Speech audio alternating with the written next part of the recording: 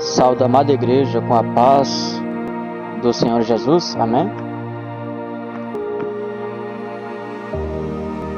Irmãos, vamos ler a palavra de Deus, que está em Efésios, capítulo 2. Efésios, capítulo 2. Vamos ler do 1 ao 10, irmãos. Antes eu quero aqui expressar minha gratidão a Deus, agradecer por mais um dia, pela sua bondade, pela sua benevolência de permitir que eu estivesse mais uma vez em sua presença, ministrando a sua santa e poderosa palavra. Quero agradecer pela vida do irmão Ari, que Deus continue abençoando a sua vida cada vez mais. Tenho um carinho grande e enorme por ele. Agradecer também a Deus pela vida dos irmãos que estão aqui, a cada um de vocês que estão aqui, irmãos. Amém? Vamos ler a palavra de Deus, então. O título diz assim: do pecado para a salvação pela graça. Ele vos deu vida, estando vós mortos nos vossos delitos e pecados, nos quais andastes outrora, segundo o curso deste mundo, segundo o príncipe da potestade do ar, do espírito que agora atua nos filhos da desobediência, entre os quais também todos nós andávamos outrora, segundo as inclinações da nossa carne, fazendo a vontade da carne e dos pensamentos, e éramos, por natureza, filhos da ira, como também os demais. Mas Deus, sendo rico em misericórdia, por causa do grande amor com que nos amou, e estando nós mortos em nossos delitos, nos deu vida juntamente com Cristo. Repitam comigo, por favor: pela graça sois salvos. E juntamente com Ele nos ressuscitou e nos fez sentar nos lugares celestiais em Cristo Jesus, para mostrar nos séculos vindouros a sua suprema riqueza da sua graça, em bondade para conosco em Cristo Jesus. Repitam comigo, por favor, todo o versículo 8. Pela graça sois salvos, mediante a fé. E isso não vem de vós, é dom de Deus, não de obras, para que ninguém se glorie, pois somos feitura dele, criados em Cristo Jesus para boas obras, as quais Deus de antemão preparou para que andássemos nela.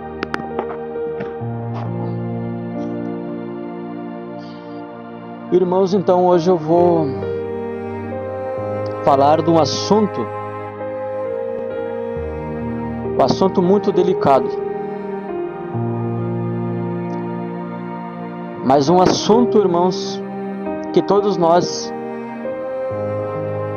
cristãos devemos entender, devemos buscar a Deus, pedir para Deus entendimento, porque a graça é a fundação da nossa salvação, irmãos. A graça é a fundação da salvação. Ela é um fundamento. Ela é um fundamento, meus irmãos, para que nós venhamos ter a vida eterna. E por que um assunto tão delicado? Porque, irmãos, se nós entendê-la de forma errada, interpretar ela de uma forma equivocada, nós podemos cair em heresia, tá bom? Por quê? A gente é salvo sim pela graça, tá bom, irmãos? Mas não é porque somos salvos pela graça que nós podemos fazer tudo o que devemos ou achamos que temos que fazer. A graça, meus irmãos, ela faz nós nos afastar do pecado e ter domínio sobre o pecado, tá bom? Então nós não temos direito de fazer aquilo que nós achamos que temos que fazer, tá bom? E sim nós fugir do pecado. Então eu vou lendo e vou ministrando a palavra de Deus.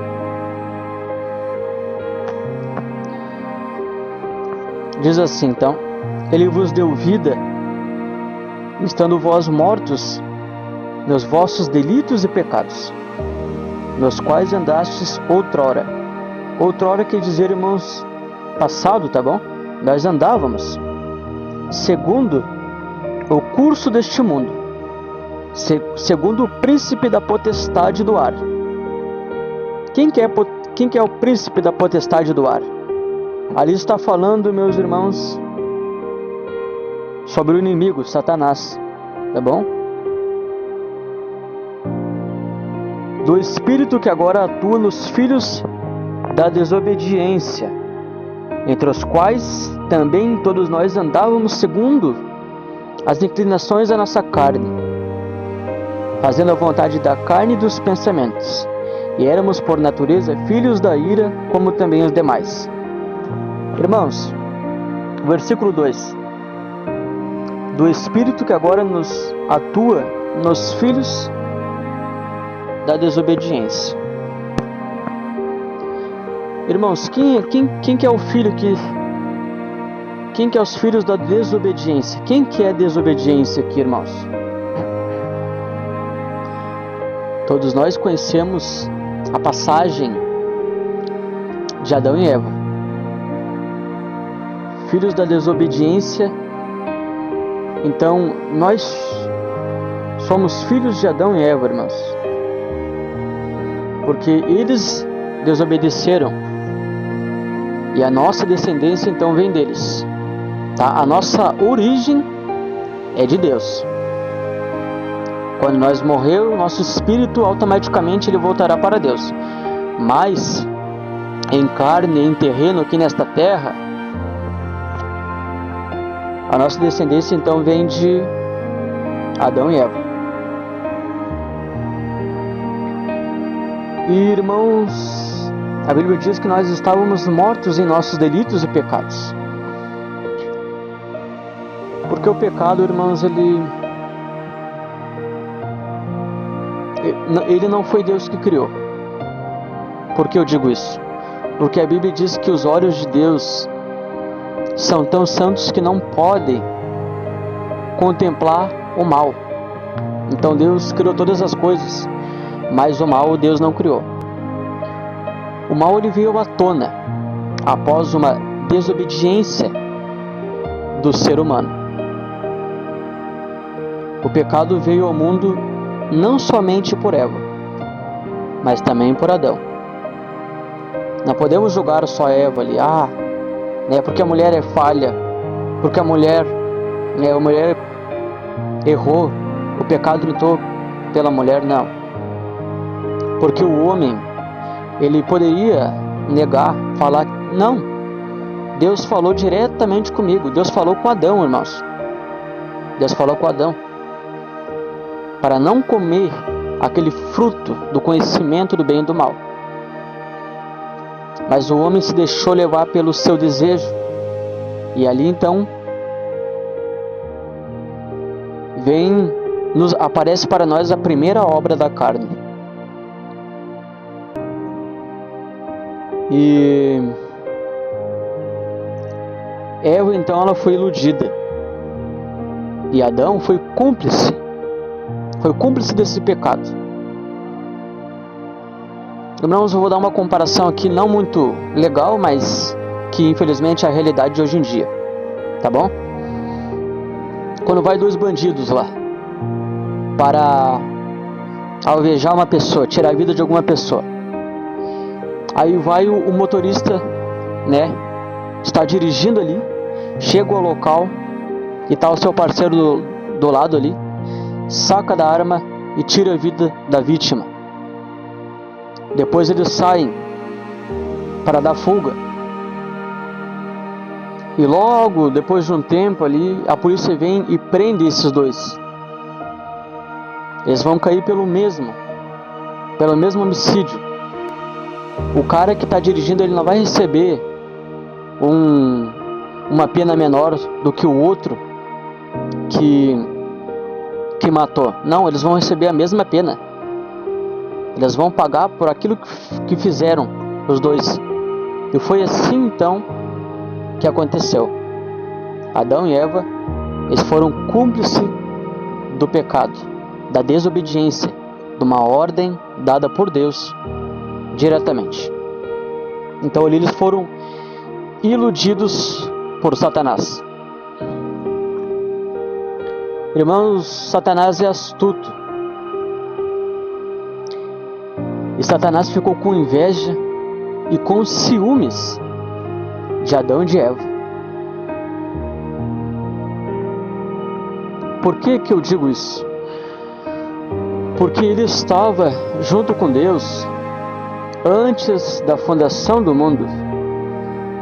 Antes de Deus criar o homem e a mulher, Satanás estava lá junto. Lúcifer estava lá. Depois de Deus, ele tinha autoridade. Depois de Deus, ele mandava. Ele sentia a glória de Deus. Ele tinha poder. Ele só não tinha poder sobre Deus, porque ele recebia a ordem de Deus. E o que ele fez? Ele deixou em seu coração criar uma soberba. Ele não quis ser igual a Deus. Ele quis ser superior a Deus. Ele quis tomar o lugar, o trono de Deus. E sabemos que isso, irmãos, ninguém nunca, jamais poderá fazer. Ninguém nunca, jamais poderá tomar o lugar de Deus.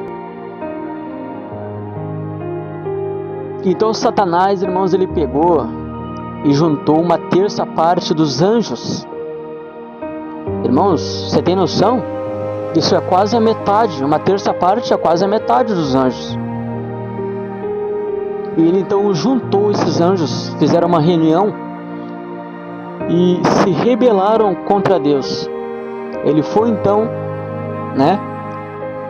contra Deus, junto com os anjos, que ele iludiu para tentar, então, destruir Deus. Mas nosso Deus, ele é indestrutível. Ele é o soberano, poderoso. O seu poder é infinito. Então, no seu contra-ataque contra o inimigo, ele então expulsou Satanás a este mundo. Ele e os seus anjos caídos, a terça parte. Irmãos, Deus tem um plano para a minha vida e para a vida de cada um que está aqui, de cada ser humano. Deus tem um plano. E o inimigo tem um antiplano. Enquanto Deus quer o nosso melhor, ele quer o nosso pior.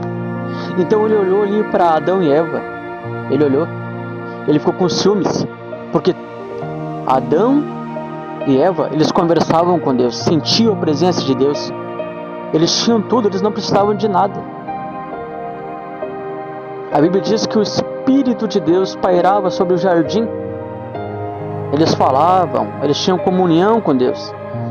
Satanás então ficou com inveja, com ciúmes, porque antes ele tinha tudo isso que Adão e Eva tinham.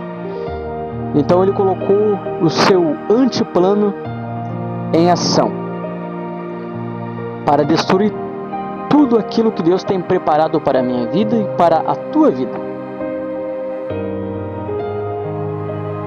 Veio lá então ele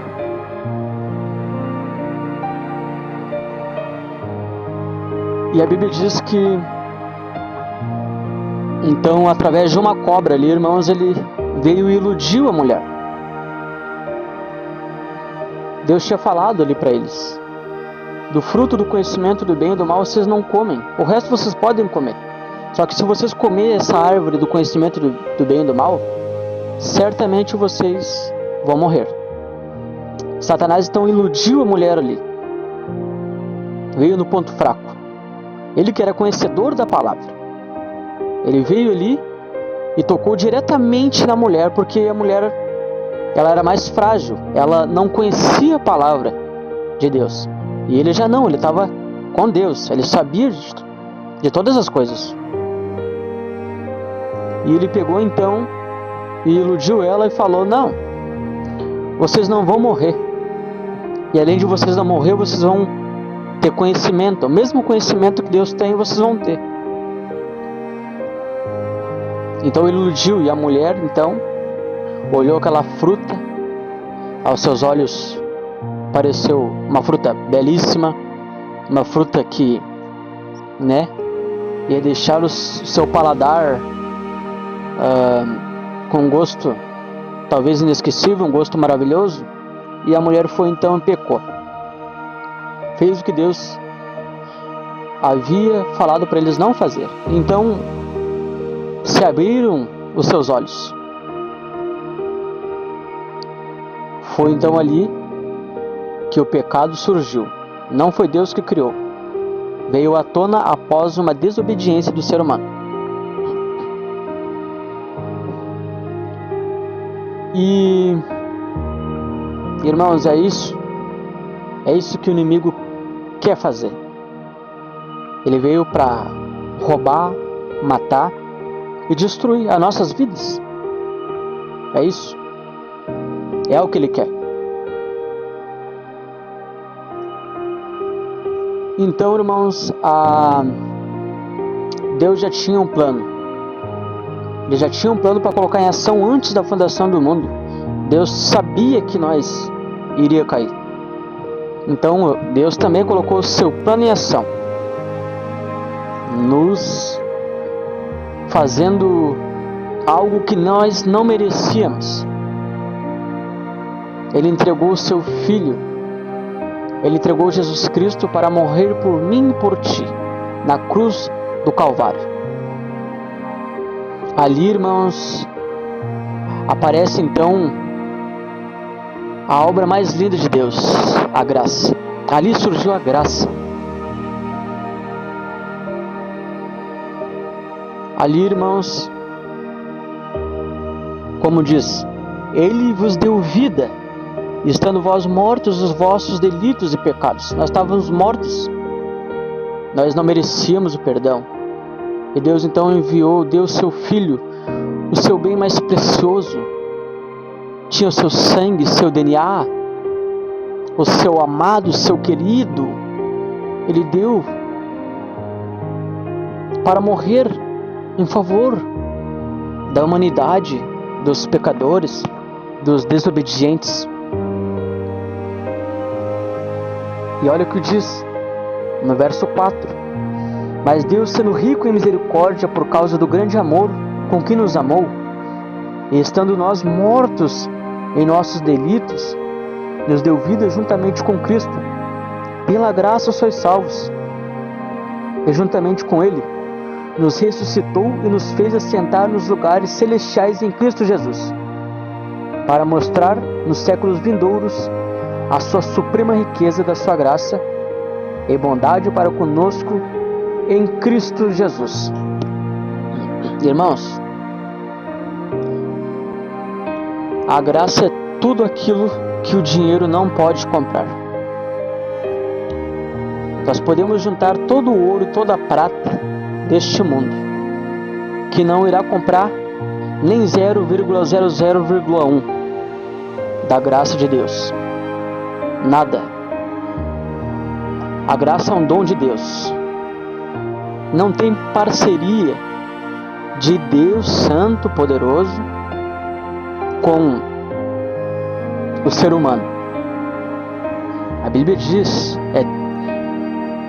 A Bíblia diz bem assim, meus irmãos, que nós somos pobres, nus, miseráveis, e chega a dizer até que somos desgraçados. Isso é verdade. É o que a Bíblia nos relata, o que ela passa de nós, seres humanos. Nós temos o coração inclinado para as coisas do mal. Mas sabe, irmãos, por que eu não fico triste por isso? Porque existe a graça. Existe a graça que é salvadora. Ela pega esses miseráveis que somos nós e salva. Nos coloca a sentar junto com Jesus Cristo nos lugares celestiais. É o que a Bíblia diz, irmãos. E juntamente com Ele nos ressuscitou, nos fez sentar nos lugares celestiais em Cristo Jesus. Essa é a verdade, irmãos. É que Deus tira um pecador lá do tráfico de drogas. Ele tira uma prostituta que está vendendo seu corpo por dinheiro. Ele vai lá, irmãos, dentro da boate. Tem pessoas que pensam, Deus não entra lá. Deus é onisciente, sabe todas as coisas, onipotente, tem todo o poder, onipresente, está em todos os lugares. Ele está em todos os lugares. Então ele sim, entra lá e pela sua graça ele tira a mulher da prostituição.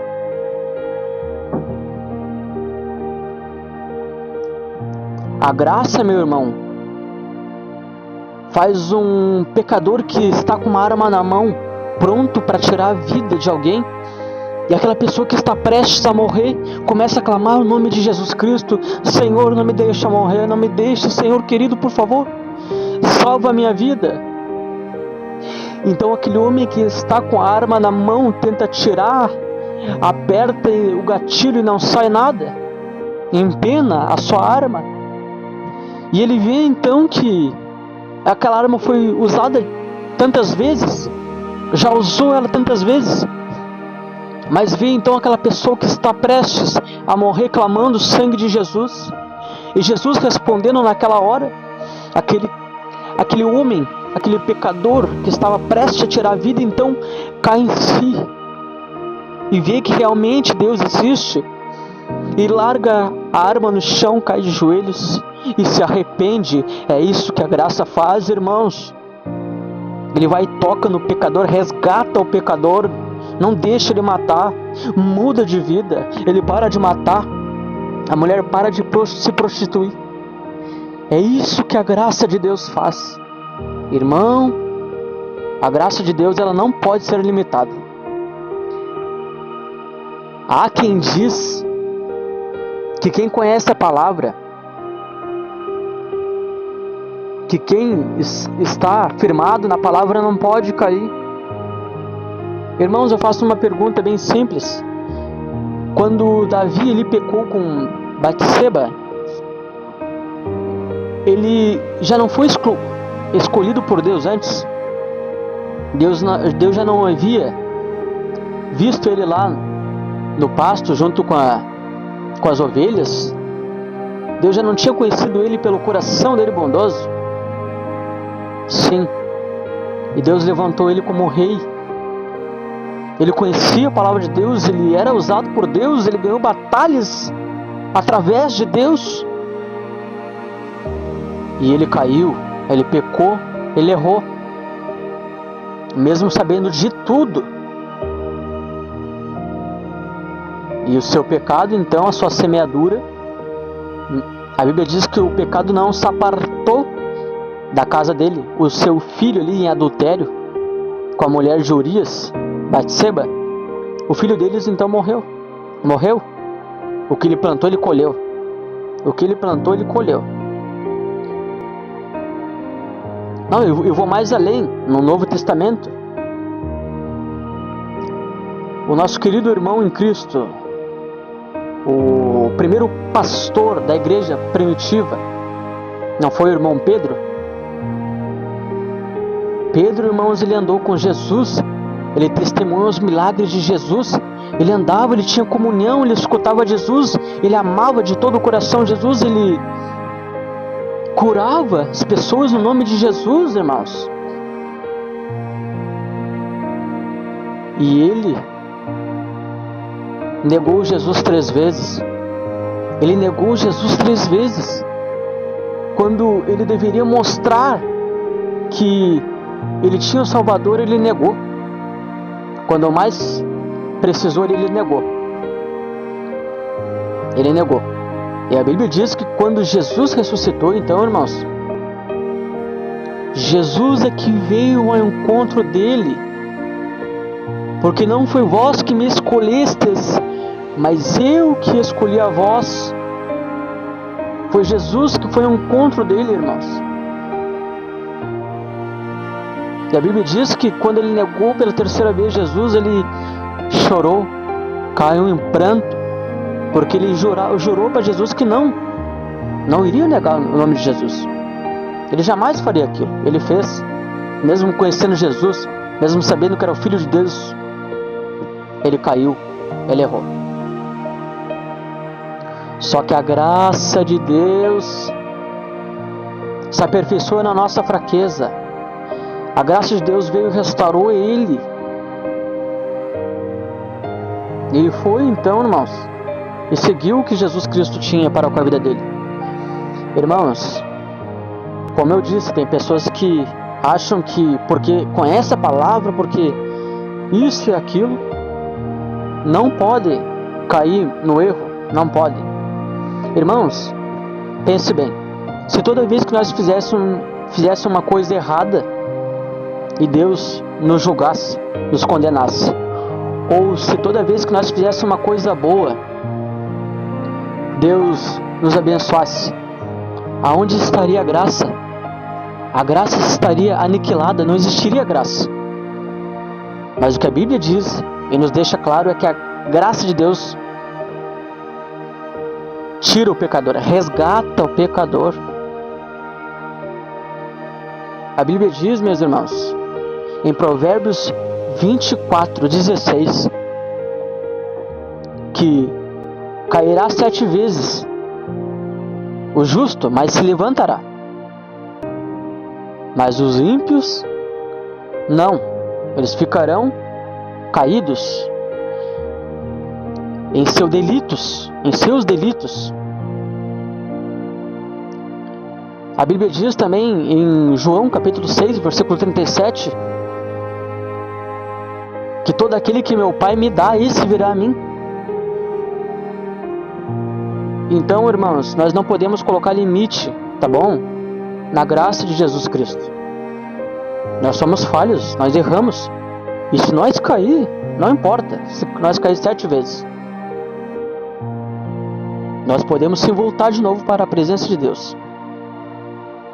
Porque foi Deus que nos escolheu antes da fundação do mundo. E, irmãos, eu não quero atacar ninguém, tá bom? Não quero criar inimizade, jamais. Mas, irmãos, a salvação tem preço? Não. A graça tem preço? Não.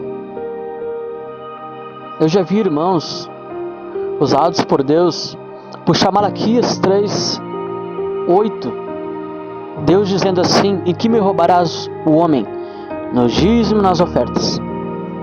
Irmãos, nós temos que entender o que é dízimo, da onde que vem o dízimo. O dízimo, ele vem antes da lei. Abraão foi o primeiro patriarca a dizimar a Deus. Deus não pediu para ele, Deus não obrigou ele, ele deu de coração.